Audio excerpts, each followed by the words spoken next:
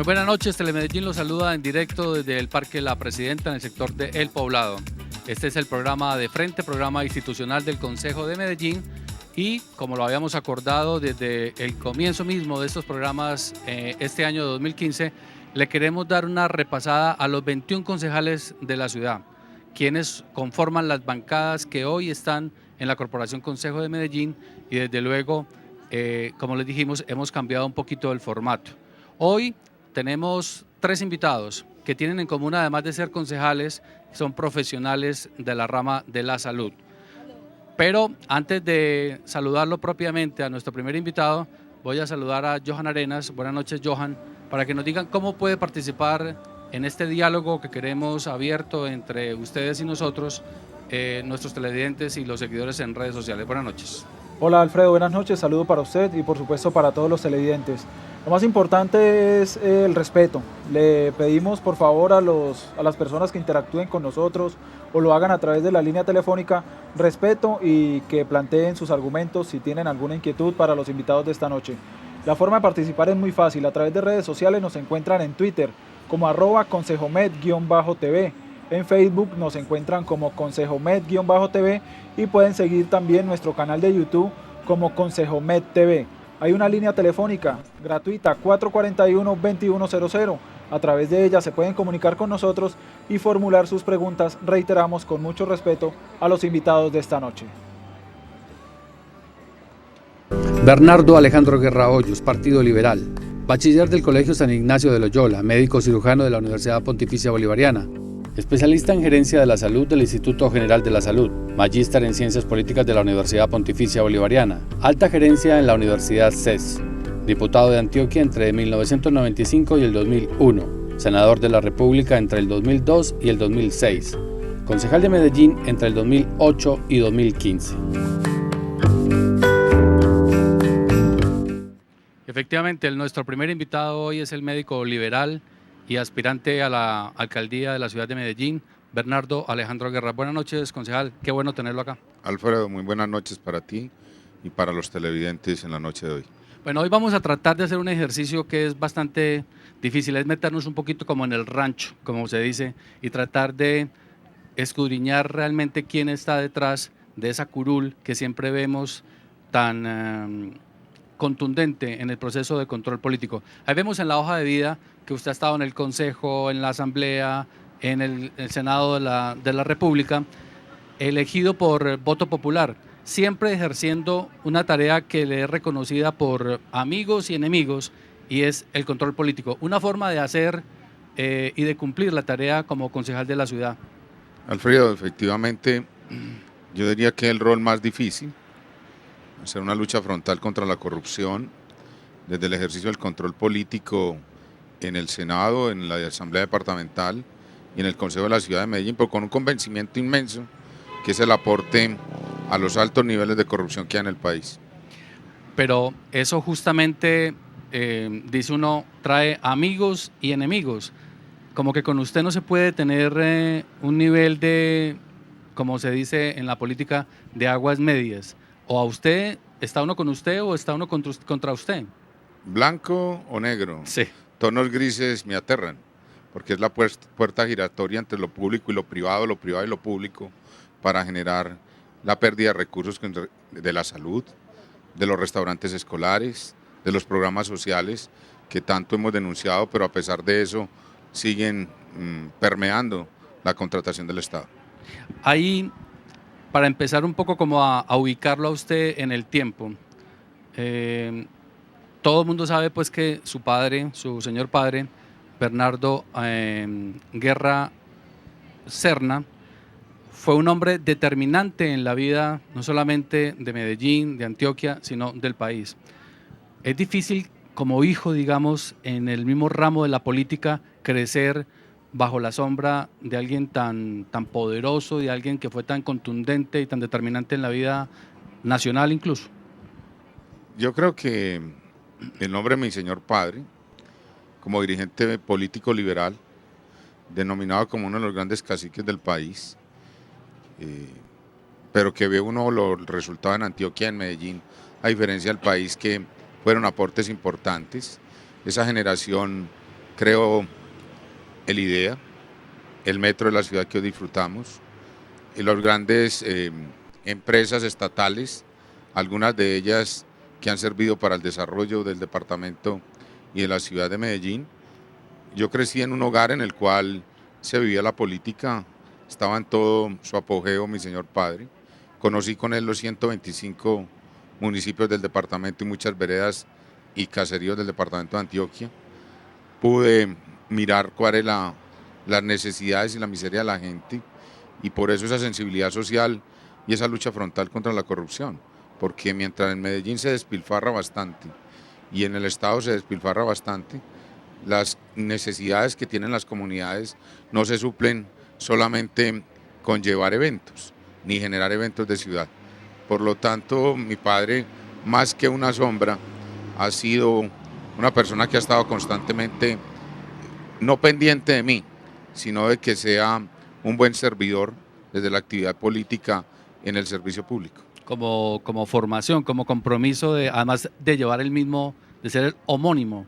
Sí, él es Bernardo de Jesús, yo soy Bernardo Alejandro, pero casi todo el mundo pues, me dice por el primero, Bernardo Guerra, y en los escritos de prensa hablan de Bernardo Guerra Serna y no de Bernardo Guerra Hoyos. Sí. Eso es entendible, pues mi padre fue un dirigente connotado. Hemos determinado seguir otra línea de conducta en la política, que es el control político, que en sí es muy desagradecido en muchas ocasiones. Dice usted desagradecido porque pues todo el mundo sabe que de lo que estábamos hablando ahora, que eso trae amigos y enemigos, y a la hora del té, por ejemplo, cuando se plantea la posibilidad de llegar a la primera magistratura de la alcaldía, del municipio, perdón, aparece, digamos, los cobradores que llegan políticamente a decir, pues usted era mi controlador político, yo no lo puedo apoyar ahora en su intención de llegar a la alcaldía. Muchos Entonces, de los dirigentes políticos que tienen que dar los avales ahora han sufrido el rigor de mi control político. Yo entiendo esa situación, pero no me arrepiento de haberlo hecho, porque considero que quien actúa mal en el Estado o en la vida privada debe asumir las responsabilidades políticas y personales, penales, disciplinarias, y eso me ha distinguido y me ha caracterizado y me ha marcado una diferencia clara. Además, dicen que soy un político atípico por tener esa capacidad y esa valentía de asumir esas posiciones. Eso marca una diferencia y eso es lo que me tiene ahora en los primeros lugares de las encuestas a la alcaldía de Medellín.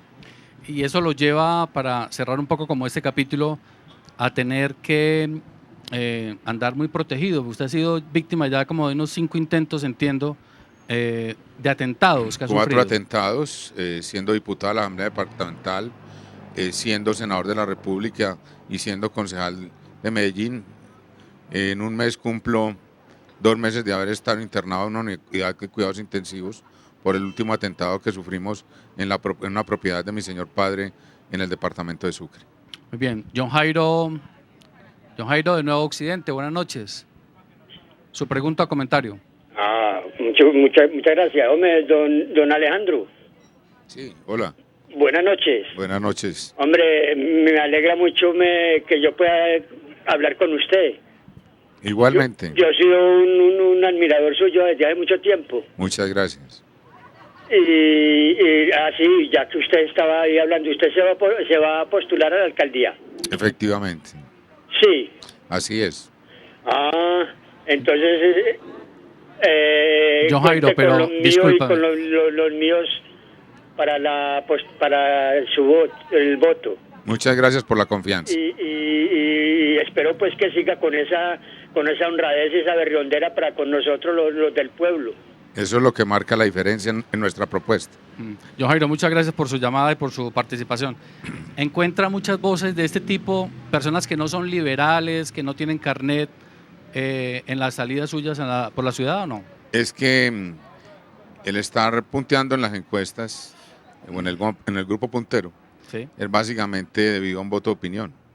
Y en todos los estratos sociales, no solamente en la clase media, en la clase alta, sino también en los estratos bajos, porque ven del esfuerzo que hago por defender, por ejemplo, los recursos de los restaurantes escolares. Esta mañana hacíamos una comisión donde mostrábamos cómo un contratista licita cerca de 4.000 millones de pesos para 25.000 niños de 3 comunas y 3 corregimientos que llevan un mes sin alimentación, y esa licitación se adjudica con documentación falsa de determinados contratistas.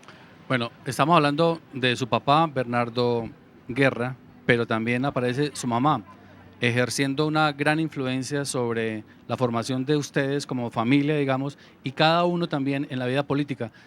¿Eso lo pone a usted en qué tono? Cuando su madre, digamos, también le enseña en la vida que ella maneja, un poco menos de perfil obviamente que él, su papá, pero ¿en qué tono lo pone? Mi madre, como las mujeres de ese tiempo, son mujeres amas de casa que están pendientes de los hijos en el hogar, de su educación, de quiénes son sus amistades, con quién se relaciona, y en eso fue muy exigente ella y cumplió divinamente dicho rol y papel. Mi padre, mientras tanto, estaba en la actividad política, entonces era más el tiempo que permanecíamos con nuestra madre.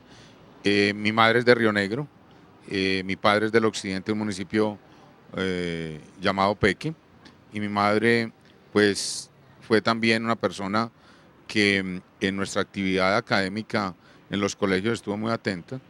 Igualmente estuvo permanentemente orientando esa educación cristiana y católica a la cual profesamos.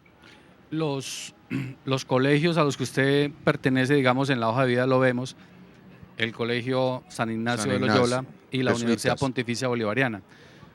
Dos Católicos. Dos entidades muy católicas, y con lo que usted me está diciendo de su papá y de su mamá, dice uno, ¿qué tanto de eso hoy el precandidato y el concejal tiene, digamos, impregnado o que atraviesa, digamos, la vida política constante suya? Mi padre y mi madre son de pueblos, y realmente la presencia de Jesús se demuestra nuevamente hace 2 años, cuando yo pensé que me moría realmente en ese último incidente, y considero de que Él ha bendecido la oportunidad de permanecer en la actividad política sirviendo a las comunidades. 4 atentados hablan por sí solo del riesgo que he corrido, y fuera de tener una protección personal, pues también hemos contado con la protección divina. Muy bien, algo así como medio milagroso, dice usted, ¿no? Así es. Ok, Héctor Martínez del barrio Sevilla, buenas noches, ¿su inquietud? Buenas noches, con el doctor Bernardo Alejandro. Sí. Sí, caballero. Doctor Bernardo Alejandro, buenas noches. Buenas noches. Vea, yo lo admiro a usted porque usted viene de una cuna muy berrionda, porque su papá fue un señor muy honesto, y es muy honesto. Muchas gracias, caballero. Y yo conozco mucho a su mamá y todos sus hermanos, Juan José, Andrés, a todos los conozco, y usted me conoce mucho a mí, porque usted le recuerda que yo soy Pilatos, doctor. Ah, ¿cómo está Pilatos? Y Yo parte de la seguridad. Y un alcalde como usted, ese sí va a arreglar este país, este departamento, este municipio, porque usted es muy honesto. Muchas gracias, Pilatos. Y tiene de dónde usted no se lava las manos. Porque le digo, el doctor Bernardo Guerra Serna fue un tipo muy honesto cuando fue senador de la República, cuando fue presidente del Directorio Liberal de Antioquia. Allá está todavía. Y yo esta semana lo vi con su hermano, con Andrés. Sí, así es.